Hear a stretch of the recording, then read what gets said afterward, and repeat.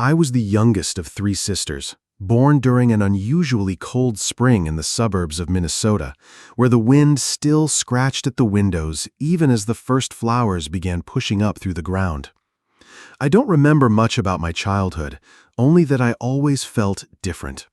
Not because I was special, but because I carried a quiet sadness inside me, as if my soul already knew something it couldn't quite explain.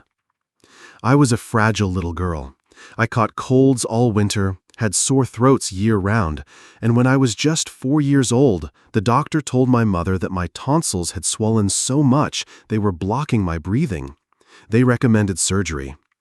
"It's just a simple procedure," they told her. "Just a tonsillectomy."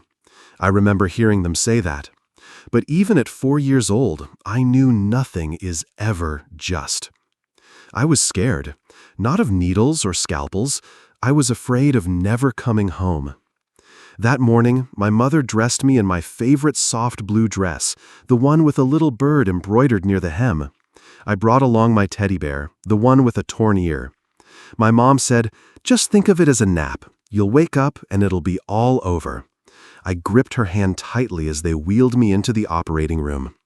There was something in the air that made it hard to breathe, not because of my illness, but because it felt like I was leaving everything familiar behind. They told me to count. 1, 2, 3. I'm not sure how far I got. Everything faded. Then it went black. But the frightening part wasn't that I passed out in a stark white room filled with the smell of antiseptic. The frightening part was that I had felt like I was dying inside long before that moment. No one noticed.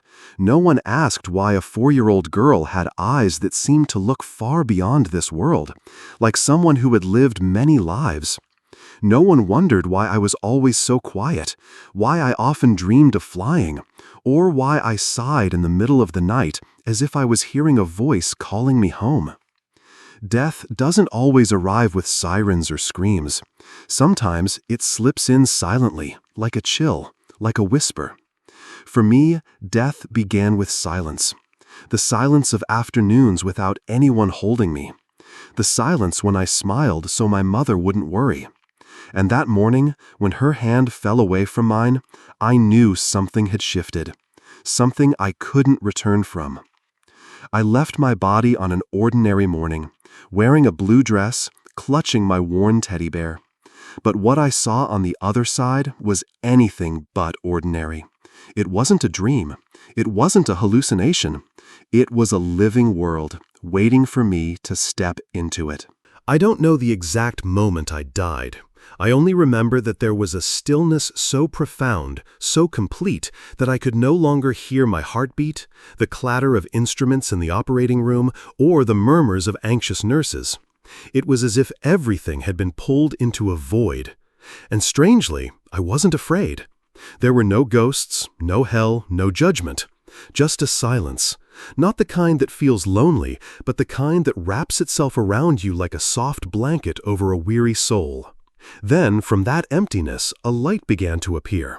It wasn't blinding, it wasn't overwhelming, it was gentle, like moonlight dissolving into mist.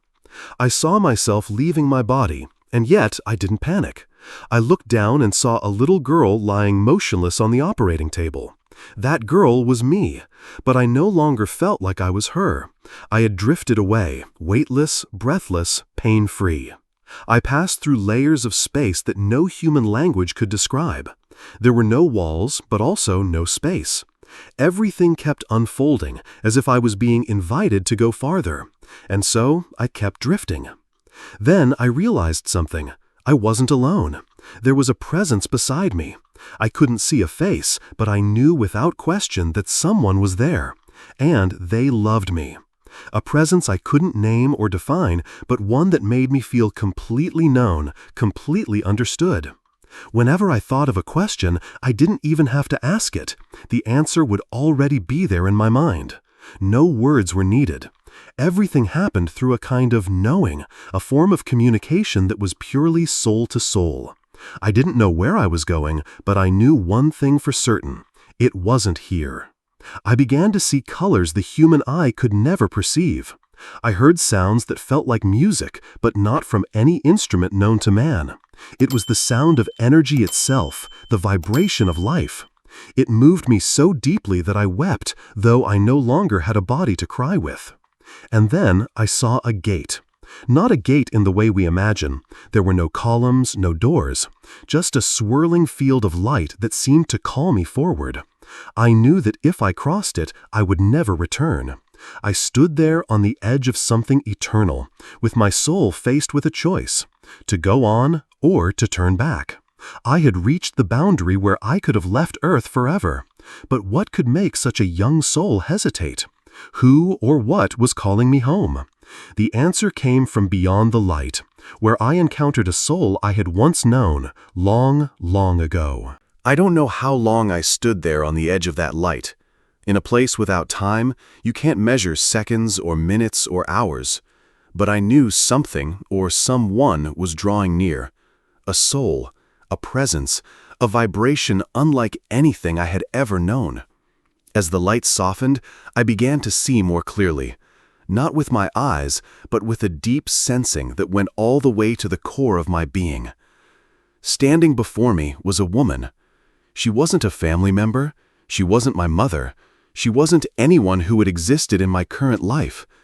And yet, when her gaze met mine, if you could even call it a gaze, I remembered. Not with my mind, but with something older than memory, the remembrance of the soul. We had known each other before, from somewhere beyond this life, from another incarnation, from a realm beyond words. I didn't know who she had been to me in that other time, a teacher, a sister, a friend, or even a part of myself. All I knew was that when she looked at me, I felt completely seen, without needing to explain, without needing to prove anything. She didn't speak aloud, but I heard her clearly. "You've forgotten who you are." And when she said that, a strange wave moved through my soul. Images began to rise, not like a film in slow motion, but like layers of emotion unfolding one after another. I saw myself as another child, in another place, with a different face, a different name, a different death, and a different kind of fear. But no matter who I had been in those other lifetimes, one thing had never changed. I had always been searching for the feeling of being loved truly, unconditionally, and this time was no different. The woman placed her hand over my heart. It wasn't a physical touch, but something in me trembled, or rather, my soul trembled, because in that moment I felt everything I had never been taught in those 4 short years of life, that I had always been loved, that I had never truly been abandoned, that the light had never left me. I had simply closed my eyes to it. Then she reached out her hand. It had no fingers, no form, just a stream of light in the shape of a person's arm, an arm that had once existed and now had become pure energy. I knew that if I took that hand, I would cross over completely. No going back, no more earth, no more body, just the light and the return to the source. I wanted to go. The deepest part of me was tired. I wasn't afraid of death anymore. I was afraid of living a life that wasn't true. I was afraid of returning and forgetting all of this. But then I heard something. Faint, distant, so soft it was barely there. But I knew it. It was the sound of my mother's crying. I stood between heaven and my mother's arms, and this small, tender soul that I was had to choose, not with logic, but with love. But was that love strong enough to pull me back from the sacred realm of light? And what would happen if I returned? Could I carry the memory of that place with me? Or would the veil fall again, erasing everything I had just remembered? I don't remember how I came back. There was no door, no clear voice calling me, just a shift, like I was being gently pulled backward, drawn toward the place I had just left. There was no resistance, no pain, only a deep, quiet ache, like touching something sacred and having to let go. My body lay there, small, pale, like an empty shell, and I, the soul, the light, the awareness, was hovering above it, watching. I didn't want to return, not because I feared pain, but because I knew no one would understand me anymore. I wouldn't be able to explain what I had just seen. But then I remembered the sound, that cry, my mother's cry, not a scream, but a sob that cracked open from somewhere deep in her chest. I felt her pain, and it echoed through the space where I stood, shaking even the silence of the soul realm. And it was that love, the love I once thought I hadn't received enough of, that pulled me back, not with words, but through a sacred thread between our two souls. When I re-entered my body, the first thing I felt was cold, a freezing current moving through every cell. But it wasn't physically cold.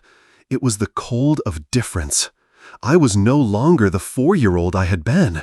I was something else, something that had seen more, felt more, and known more. And now I understood that this world wasn't everything. I opened my eyes under the hospital lights. The ceiling was still there, the needles, the machines. But I was no longer the same. I looked at my mother, and for the first time, I didn't see her through the eyes of a child.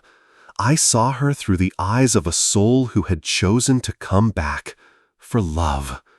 I couldn't speak right away, but something inside me made a promise that I wouldn't let this memory fade, that I would grow up and tell the story. I would remind others that death is not what we should fear.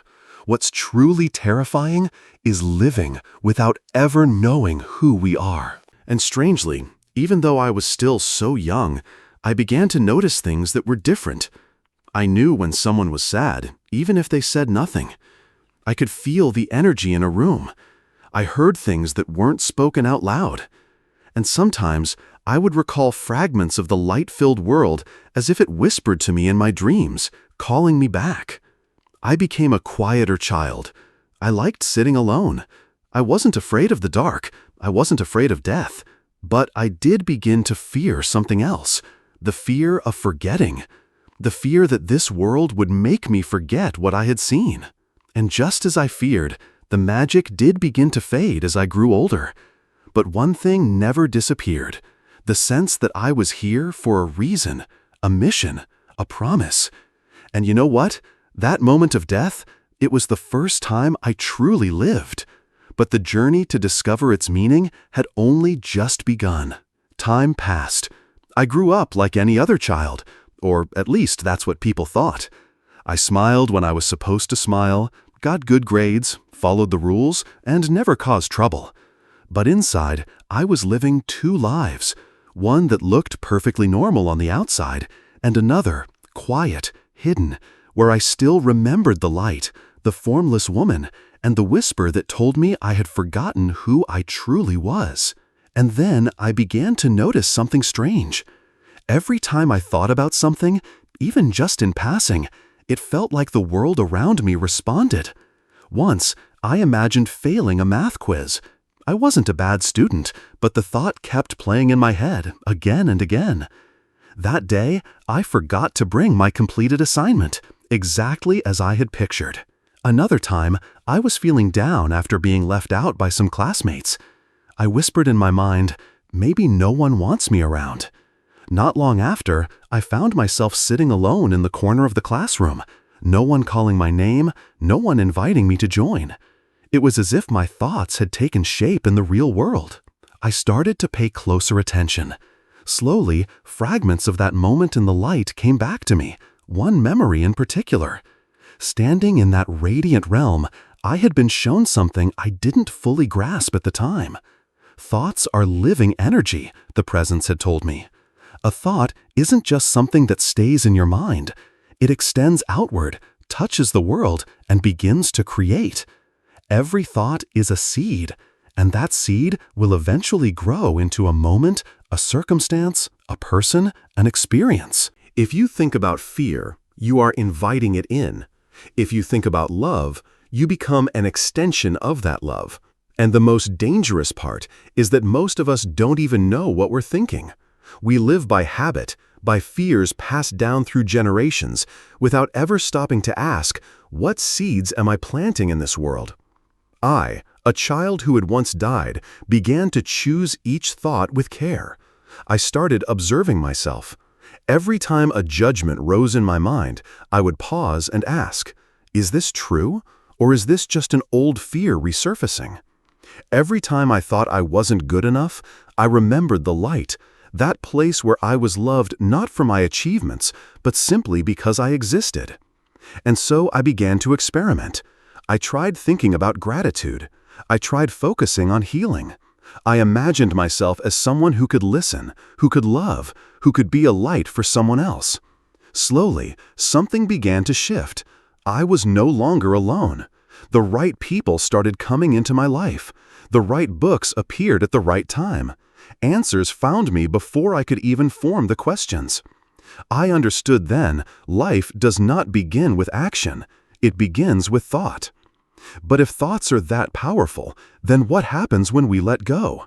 When do we allow fear to run the show?